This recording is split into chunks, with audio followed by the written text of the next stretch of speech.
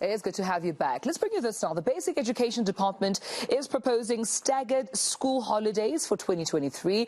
Well, the calendar is now open for public comment. But let's find out what the approach means for the tourism industry. We're now joined by Sabine Lehman from the African Association of Visitor Experiences. They're here to share with us, of course, what they think about this. Sabine, good to have you and good morning to you.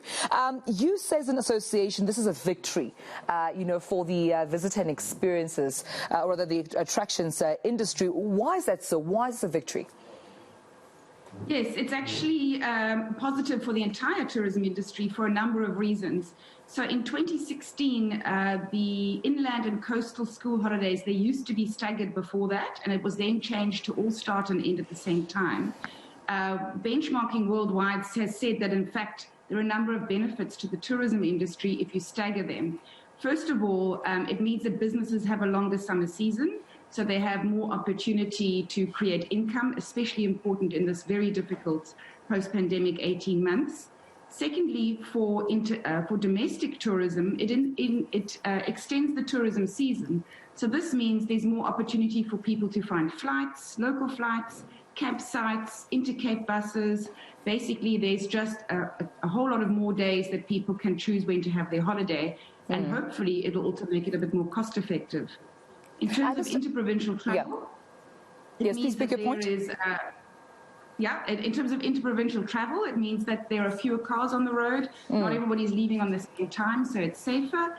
And finally, because during the peak summer season, that is when we employ the majority of seasonal workers, it also means that when that season is extended, it means that our seasonal employees have a longer time to earn some money. So it's really good news all round. Yeah, I know as an association, Sabine, you have lobbied the Department of Basic Education for at least the past 4 years, advocating for the benefits of staggered school holidays. What's the journey been like with the department? Yes, we've been, every year when they set out the proposed school holidays, we do gather information from our members, and we ask them for feedback, and we provide the feedback and advise that, in fact, it will be better for everybody concerned to actually have staggered school holidays. I think with the pandemic, we've seen how it is possible to make changes for the benefit of society in so many other ways. And so perhaps this has made them more flexible in understanding that it can be done. And interestingly enough, the United Nations World Tourism Organization released a report about 6 months ago saying that staggering school holidays for all nationalities worldwide is a simple and effective way of boosting domestic tourism. Yeah, is this why you would like this to be more of a permanent, sort of feature from at least government's perspective? Absolutely. We would love to see staggered school holidays go back to being the norm as it was pre-2016.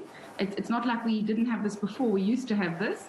We would obviously also like to see it already from 2022, but we're very grateful that at least it's being proposed, and we highly support this proposal. We encourage everybody in the tourism industry to put their support behind it and to actually comment on these proposed holidays in favor of it. Yeah, so public comments are open for this, and I know that there's a hashtag Staggered SA School Holidays. It's a conversation that's going on online. Take me through, this particular hashtag and also the conference, which I understand is expected on the 19th of August. I know this will also be top list on the agenda as well in terms of discussions.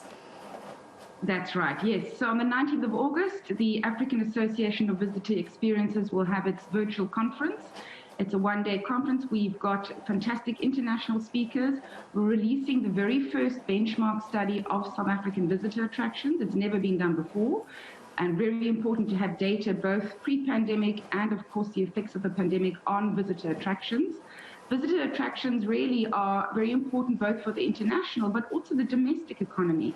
As we look for healthy ways to leave our homes and have fun with family and friends, domestic visitor attractions will play a very important role in re-stimulating and restarting the tourism economy. Yeah. And our conference on the 19th really seeks to help attractions understand the changes that have taken place and really prepare for the next 3 to 5 years where we've all got to work very hard again. Absolutely. Sabine, I'll let you go in a few seconds. Before I do, though, I think the statement was saying rebuild South Africa has been used so much in the past couple of weeks due to the unrest that we've all witnessed. But I think for the tourism industry, you've been rebuilding since the announcement of the state of the national disaster last year, because we know your industry has been hard hit. How's tourism industry at that doing so far? The tourism industry has been struggling, as it has everywhere in the world. So there are some sites, obviously, that are more dependent on international visitors than others. Then there are some domestic attractions who, in fact, have a high proportion of domestic visitors, up to 80%. And when they're open, they have found actually that there's been a great demand for what they have to offer. But it's a time to embrace many of the changes that have just been accelerated. So pre-pandemic, there were trends that attractions needed to respond to. And during these past 18 months, we've seen these trends accelerate, such as the use of technology, such as the use of attractions as social spaces out of the home to connect with each other. And so there really is an opportunity to build for the next 10 years and to move into this new area. I don't like calling it a post-pandemic or post-COVID era. I call it the post-lockdown era. Because, yeah, that's really the real state of affairs. But we've been monitoring what's been happening along with attractions overseas, as we are also part of the International Association of Attractions, the Global Association. And it's been interesting to see some lessons learned, because, of course, they are opening sooner than us in their summer now. All right, well, all the best to, just your fellow colleagues and the industry as a whole. But thank you for talking to us as well. Sabine Lehman, the Executive Director of the African Association of Visitor Experiences and Attractions, talking to us there about the hashtag Staggered, holidays for 2023. Make sure you participate in the public comment and give your opinion about this particular, hashtag, which you can do online. Also joining the 19th of August, there's an online conference virtually that will be occurring, discussing this and other issues. All right, on that note,